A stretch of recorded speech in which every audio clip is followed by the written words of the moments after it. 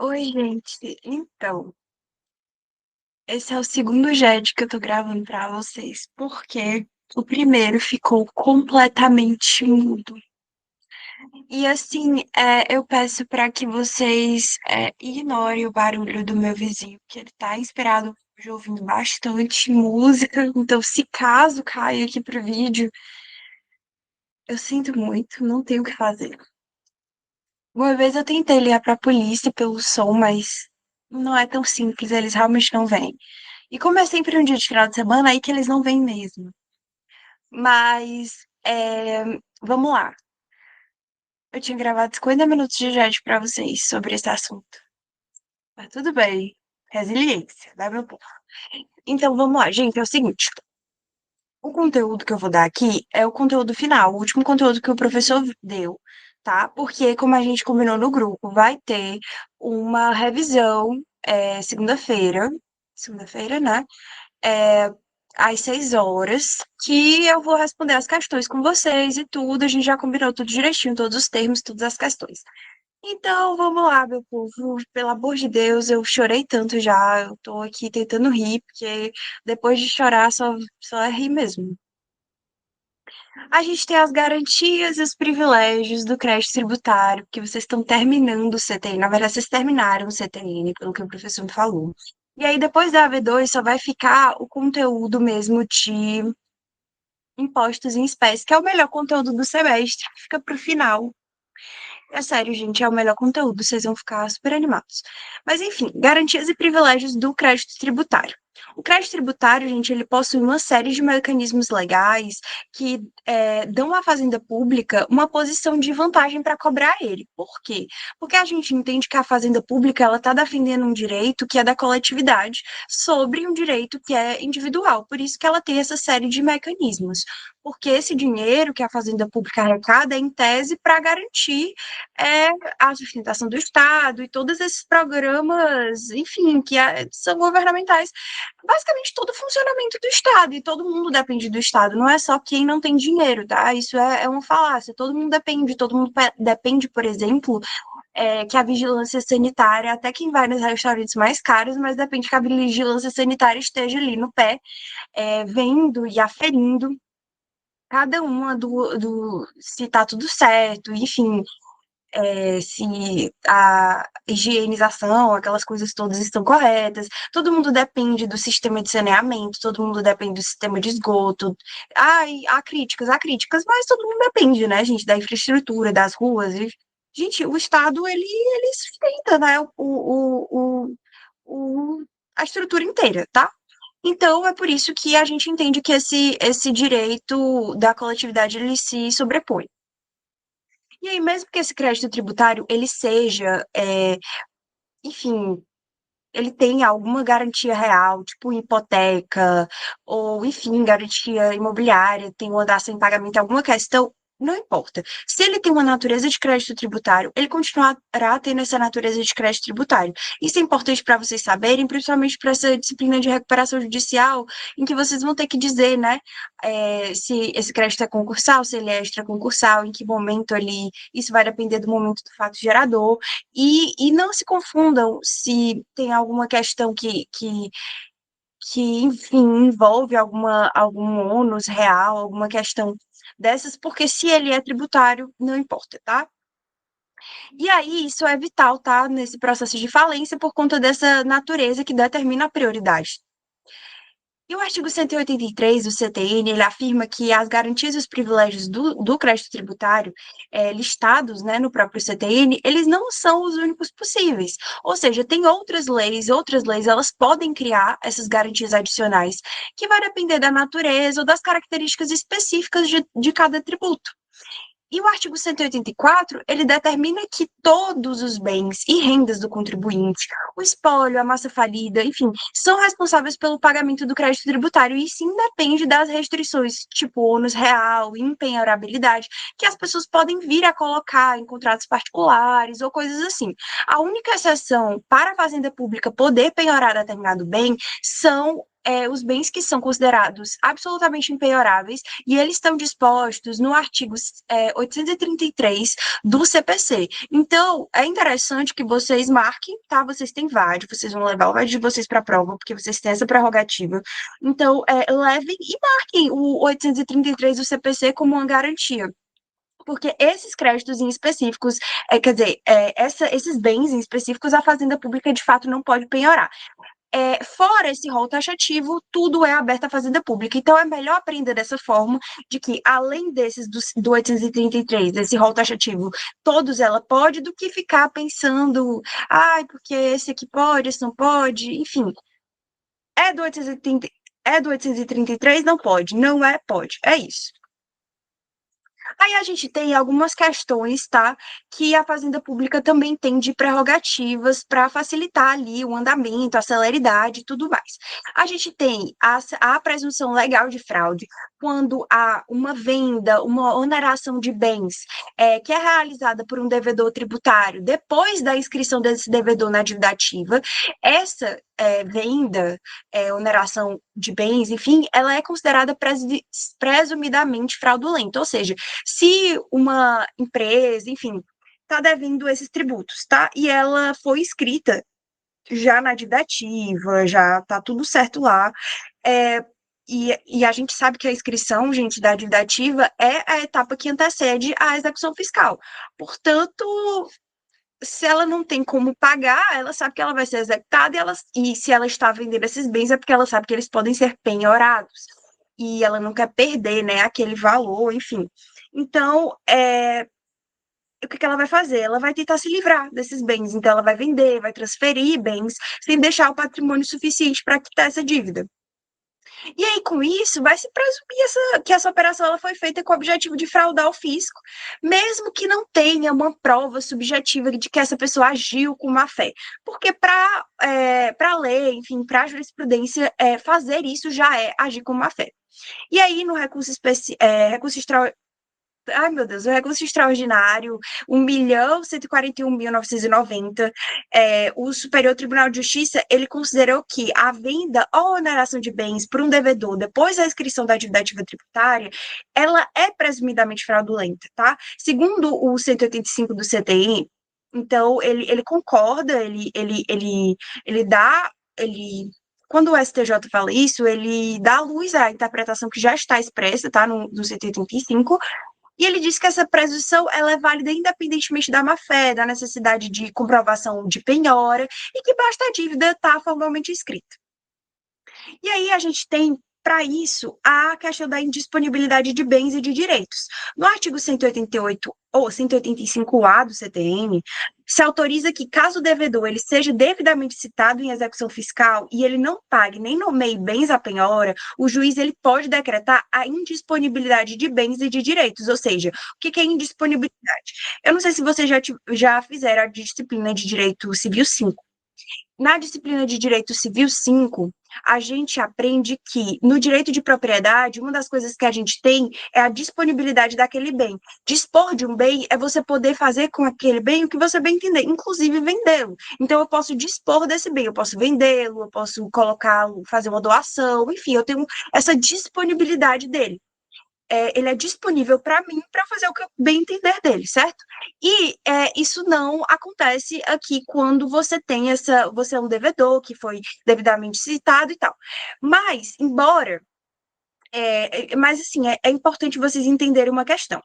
Embora o 854 do CPC ele permita essa penhora de ativos financeiros, existe uma diferença significativa em relação à execução fiscal.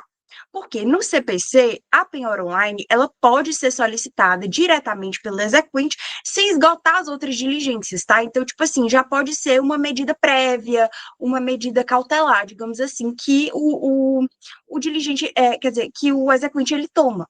Mas o STJ ele entende que a Fazenda Pública ela tem que provar que ela tentou localizar bens penhoráveis antes de solicitar essa indisponibilidade do 185A. E a gente entende isso, gente, porque a Fazenda Pública ela tem acesso a algumas questões, enfim, a alguns dados muito sensíveis e a muitos dados do contribuinte. Então, não é a mesma coisa que o exequente, que depende muito de certas questões para ele fica muito à mercê de autorização judicial, de certas questões, não. A Fazenda Pública, ela tem uma gama de informações muito grande. Então, por conta disso, ela precisa primeiro analisar tudo isso para depois fazer e pedir a indisponibilidade dos bens. E há também algumas especificações pós-mortem, que quando alguém morre, os bens dessa pessoa, eles passam automaticamente aos herdeiros, pelo princípio da Saisin, isso aqui vocês não precisam decorar, isso é uma questão de sucessões, mas essa partilha, ela só é oficializada com o inventário, certo? Antes disso, é preciso quitar os tributos ligados aos bens e às rendas do espólio, tipo IPTU, ITR, alguns bens que, enfim, você precisa quitar antes de fazer aquela determinada partilha. Mas o TCMD, que é o imposto de transmissão, causa mortes e por doação, que ele é um imposto que incide sobre essa herança e sobre essa doação, ele não precisa ser pago antes da partilha, segundo a USTJ. Então, logicamente, ele vai precisar ser pago nesse processo e tudo, mas ele não precisa ser pago para que ocorra a partilha, ok? E no arrolamento sumário, que ele vai simplificar esse processo de inventário, essa quitação ela também é dispensada de forma inicial, prévia. Mas esse tributo ele tem que ser recolhido depois, obviamente, tá, gente? Os inventários extrajudiciais, eles podem ocorrer, inclusive, em cartório, e inclusive com herdeiros incapazes, desde que os direitos deles sejam protegidos. Aí, a gente tem aqui as garantias no processo de falência e de recuperação judicial. Aqui fica o questionamento. A regularidade fiscal, ela é uma condição para você requerer o processo de recuperação judicial? Enfim, vamos lá. A legislação, ela exige, tá, que uma empresa, ela obtenha a recuperação judicial, que ela apresente o plano de recuperação judicial ou que ela seja declarada falida, né, para que ela possa poder adentrar, né, uma dessas gamas ali dentro da legislação possível. Mas, para isso, é necessário você comprovar a regularidade fiscal, segundo o que está disposto em lei. Isso está previsto no artigo também 191A do CTN, que fala da prova de quitação de todos os tributos. Porém, né, essa expressão ela não significa que todos os débitos precisam estar pagos. Basta que a exigibilidade desse crédito esteja suspensa, como a gente já viu as diversas hipóteses de suspensão de exigibilidade do crédito. Né? Então, se eles estiverem suspensos, a gente já considera que está ok você adentrar com um desses mecanismos que tem na lei de falências, enfim. E o STJ, ele também tem adotado uma postura muito flexível, tá? Diante dessa exigência dessas certidões negativas do direito tributário. No julgamento do recurso especial, inclusive aquele outro era recurso especial, não era recurso extraordinário, gente, eu tô viajando na maionese, tá? Porque recurso extraordinário é REST com X. Eu tava, enfim, número 1.187.404, Mato Grosso, eu acho. O STJ, ele decidiu que não se pode impedir a concessão de recuperação judicial apenas pela ausência dessas certidões que são dispostas aqui no CTN, enfim. Especialmente quando não tem uma regulamentação adequada para parcelamento especial e a empresa demonstra ali uma boa-fé, um esforço para regularizar essa situação. Por que o parcelamento especial em questão? Porque, gente, existe aqui algumas legislações que disponibilizam essa questão do parcelamento especial. Vamos lá. A Lei 13.043 de 2014, ela incluiu o artigo 10A, né? Na Lei 10.522 de 2002, e ela permitiu que as empresas em recuperação judicial, elas parcelem os débitos tributários em até 84 parcelas mensais. Isso vai facilitar essa regularização fiscal e o cumprimento das exigências legais para obter essa recuperação. Aí, em 2020, com a Lei 14.112 de 2020, ainda trouxe essas melhorias dessa recuperação judicial, reforçando essa importância dessa renegociação dessas dívidas e da preservação da empresa como fonte de emprego e de atividade econômica. Então, trouxe vários aspectos principiológicos também a se observar. E mesmo com essa regulamentação, o STJ ele continua entendendo, tá? Mesmo com essa 84 parcela mensal, tá? Ele continua entendendo que a exigência de certidão negativa, ela não pode inviabilizar a recuperação, desde que a empresa esteja agindo com transparência e com comprometimento, porque às vezes aquela empresa, ela não tem condições de arcar com o crédito tributário em um primeiro momento. A gente precisa ver também o que a gente está falando, como está disposto o plano de recuperação judicial, a falência, enfim, tudo tem que ser analisado de forma muito objetiva, muito clara, e de como está agindo a empresa também. Então, o caso concreto, ele importa muito em relação a isso. Mas, em relação aos contratos com a administração pública, já não é bem assim. Por quê? Porque enquanto a falência, a recuperação judicial, ela exige uma quitação universal dos seus créditos tributários, então que você esteja em débito com a Fazenda, são em relação a toda a Fazenda Pública. Ele quer que você esteja em relação aos seus tributos municipais, seus tributos estaduais, os seus tributos federais. Já em relação aos contratos com a administração pública, você precisa dessa regularidade fiscal, mas você precisa e essa necessidade, ela se limita aos tributos devidos à fazenda pública com a qual você pretende contratar, ou seja, com a qual você pretende participar daquele processo de licitação. Então, se for o município, você precisa estar em dias com os tributos que são respectivos ao município, ele não vai analisar os seus tributos federais, os seus tributos estaduais, e por isso exige, sim, uma fiscalização um pouco maior e um pré-requisito um pouco mais, como é que eu posso dizer, regrado em relação a isso, tá? A Lei 14.133 de 2021, que é a nova lei de licitações, ela reforça essa exigência, inclusive, mas ela determina, obviamente, que seja proporcional e pertinente ao objeto do contrato, evitando exigências excessivas ou desnecessárias, ou, por exemplo, tributação com efeito de confisco, que a gente já conversou sobre isso. Aí, a gente tem em relação à administração tributária e à fiscalização. A administração tributária, gente, ela não tem apenas o poder de fiscalizar ou de administrar aquilo ali, ela tem o dever. Então, a gente chama esse poder que tem de poder-dever, certo? De fiscalizar o correto cumprimento das obrigações tributárias. E a própria Constituição Federal, no artigo 37, inciso 18º, ela confere uma posição de destaque a essa atividade, quando ela afirma que a administração fazendária e os seus servidores fiscais, eles terão, dentro das suas áreas de competência e jurisdição, precedência sobre os demais setores administrativos, ou seja, há uma hierarquia onde a administração tributária ela é prioritária, certo? A administração tributária, ela envolve os órgãos responsáveis por garantir a arrecadação eficiente dos tributos e ela assegura que as leis fiscais elas sejam cumpridas. E ela pode ser dividida em dois principais segmentos, tá?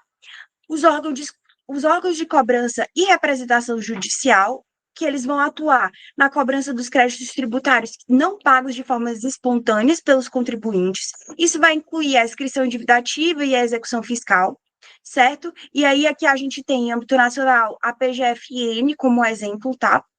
E a gente tem os órgãos de fiscalização, que são os responsáveis por verificar esse cumprimento das obrigações tributárias pelos contribuintes. E aí, como exemplo, a gente tem a Receita Federal, no âmbito federal, a gente tem a Secretaria de Fazenda nos estados e a Secretaria de Finanças e Receitas nos municípios. E é importante ressaltar que todas as pessoas, físicas ou jurídicas, contribuintes ou não, estão sujeitas à fiscalização tributária. E isso inclui aquelas pessoas que gozam daquela imunidade ou daquela isenção, porque é necessário verificar se elas cumprem os requisitos legais para aqueles benefícios. Portanto, por exemplo, a imunidade para igrejas, mas essas igrejas, apesar de não terem que pagar, por exemplo, o imposto de renda, elas precisam declará-lo, porque eu preciso ver o que está sendo gasto, eu preciso ver se aquilo ali é uma igreja ou se aquilo ali é, sei lá, uma fraude, entendeu? É preciso essa fiscalização. E aí, a gente tem também os deveres do contribuinte, o acessar os livros, que é muito relacionado às pessoas jurídicas aqui, que diz que a fiscalização ela começa com a análise do documento do próprio contribuinte, e por isso que os contribuintes eles são obrigados a conservar os livros e documentos fiscais pelos prazos prescricionais dos créditos tributários, que é 5 anos, né? Garantindo que o fisco ele possa acessar. E a jurisprudência, ela expande esse dever. O STJ, na súmula 439, ele firmou o entendimento de que estão sujeitos à fiscalização tributária ou previdenciária quaisquer livros comerciais, limitado, obviamente, aos pontos objetos da investigação.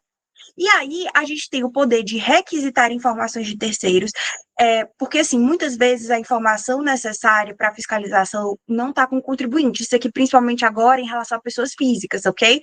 Em suas operações. Aí o artigo 197 do CTN, ele exige que várias entidades, por meio de intimação escrita, elas forneçam essas informações sobre os bens e atividades de terceiros. E aqui estão os tabeliões, os serventuários de ofícios, os bancos e as instituições financeiras, as empresas de administração de bens, os corretores, os leiloeiros, os despachantes, os inventariantes, os síndicos, os liquidatários e outras pessoas que a lei designar.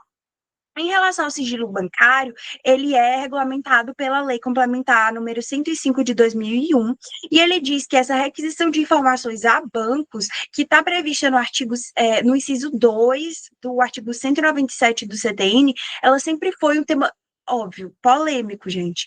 Mas a Lei Complementar número 105 de 2001, ela regulamentou essa questão e ela estabelece que a autoridade fiscal ela pode sim requisitar informações bancárias diretamente ao banco sem essa necessidade de autorização judicial.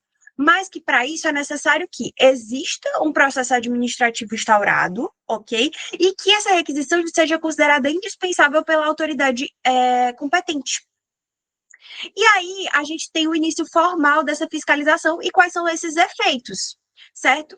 Um dos momentos mais importantes da fiscalização é esse início formal. O artigo 196 do CTN, ele obriga que a autoridade administrativa a lavrar, ele obriga que ela lavre os termos necessários para que se documente esse início de procedimento, tá? E geralmente esse termo ele se chama termo de início de fiscalização, que é o TIF, e ele é um marco temporal crucial por dois grandes motivos. O primeiro é que é a perda da denúncia espontânea, que é prevista no 138, que é aquela prerrogativa de quando você comete algum tipo de infração, você pague o tributo e os juros, mas que você fique livre da multa quando você se denuncia de maneira espontânea, certo? Mas como o parágrafo único mesmo diz, e é claro ao dizer, não se considera espontânea a denúncia que é apresentada após o início de qualquer procedimento administrativo ou medida de fiscalização. Então, uma vez iniciado o TIF, o contribuinte ele perde esse benefício. Então, ele vai ter que pagar a multa. E vocês lembram que a multa tributária ela vai até 100% do valor do tributo? Então, assim, é alto. E aí a gente também tem a influência no prazo decadencial, porque o fisco ele tem 5 anos para constituir o crédito, que é lançar o imposto, o tributo, enfim, contados em regra do primeiro dia do exercício seguinte àquele do lançamento. Isso aqui é do artigo 173, que é a regra, né? Mas, no entanto, né, o parágrafo único do 173 afirma que esse prazo ele pode ser sim interrompido, com a notificação ao sujeito passivo de qualquer medida preparatória indispensável ao lançamento. Como vocês sabem, há alguns tipos de lançamento, por exemplo, por declaração, que eu preciso da colaboração do contribuinte. Portanto, se eu imagina que eu notifico o contribuinte de que eu estou precisando de determinada informação dele para fazer o lançamento, naquele momento o fisco tem ali uma garantia de que ele tentou fazer o lançamento e não conseguiu porque não tinha determinada declaração. Portanto, como ele não tinha essa determinada declaração, ele não conseguiu, foi obstado do direito dele e ele avisou ao contribuinte. E aí, com isso, cessa o direito decadencial, que é aquele de poder lançar o tributo. E aí, por fim, a gente tem algumas questões. Em relação ao sigilo profissional, gente, mesmo que o fisco exista várias prerrogativas para ele, o sigilo profissional, ele ainda assim, ele se sobressai à questão do fisco, então o fisco ele não pode exigir que um advogado, um médico, enfim, uma pessoa que no exercício da profissão dela tenha informações sensíveis sobre um cliente, enfim, um paciente, ele não pode exigir que esse profissional, ele dê essas informações, certo? Ele disponibilize, porque isso vai contra o conselho de ética de todas as profissões, basicamente. Em relação ao sigilo fiscal, ao mesmo tempo que possui vastos poderes para obter informações, né, inclusive as bancárias, o fisco e os servidores ali fazendários, eles têm o dever absoluto de proteger essas informações. Então, assim como todas as profissões, eles têm a ética deles interna e eles não podem, de forma alguma, deixar espalhar aquelas informações. Em relação à cooperação e às novas ferramentas, a legislação ela tem evoluído para tornar a fiscalização mais eficiente através dessa cooperação. Então, existe uma cooperação mútua tanto entre as fazendas públicas a nível estadual, municipal e federal, de cooperar entre si em informações e coisas assim, quanto também a União pode celebrar convênios com países estrangeiros para essa troca de informações, se for necessário. O Brasil, por exemplo, tem um acordo com os Estados Unidos de não bitributação, então se você pagou um tributo lá já, em relação a alguma coisa que você ganhou, tipo aquele fisiculturista, você não precisa pagar aqui. E a gente tem em relação às novas requisições, que essa lei recente, né, ela incluiu o parágrafo 4º e 5º ao artigo 198, permitindo o fisco requisitar informações cadastrais e patrimoniais de entidades públicas ou privadas, como construtoras, cartórios, etc., e determinando que órgãos públicos colaborem ativamente no compartilhamento dessas bases de dados. Em relação ao MP, a gente tem que é necessário reforçar essa cooperação entre os órgãos estatais, e o STF, nesse recurso especial, inclusive, firmou essa tese de repercussão geral, onde ele diz que é constitucional esse compartilhamento com o Ministério Público desses dados oficiais, desses dados fiscais e bancários desses contribuintes, que é obtido pela Receita Federal. Inclusive, existe, né, um Ministério Público que é junto com a Fazenda. E isso significa, né, que se a Receita Federal, em sua fiscalização, tiver dados bancários, tá, e identificar um crime, ela deve, na verdade, compartilhar com o MP. E a gente tem a questão das exceções ao sigilo fiscal, que são a transferência de sigilo, que são informações que saem do fisco, mas que é entregue a outra autoridade que também tem o dever de manter essa informação sigilosa. Não é necessário, tipo assim, é necessária a requisição de autoridade judiciária no interesse da justiça, tipo um juiz e um processo de partilha, e a solicitação da autoridade administrativa para instruir investigação, desde que em processo regular. Também temos a questão da divulgação das informações, tipo, quando a informação que era sigilosa já se tornou pública ou semipública por alguma razão. E aí a gente tem que a inscrição em dívida ativa, ela torna, né, essa questão, as informações sobre débitos já inscritos podem ser divulgados. A representação fiscal para fins penais, quando o fiscal ele identifica um possível crime tributário, ele deve comunicar ao MP, tá? Aí a gente tem parcelamentos ou moratórios, que essa concessão deve ser pública desses benefícios, e que os benefícios fiscais das pessoas jurídicas, a lei permite a divulgação desses incentivos e renúncias fiscais que é concedidas a empresas como forma de transparência e de controle social. E é isso, gente. Eu espero, é sério, se esse Jade aqui tiver ficado mudo, eu não sei o que eu faço, porque é punk. E é isso, até a nossa revisão, e espero que tenha sido tudo muito claro para vocês. Beijo e tchau.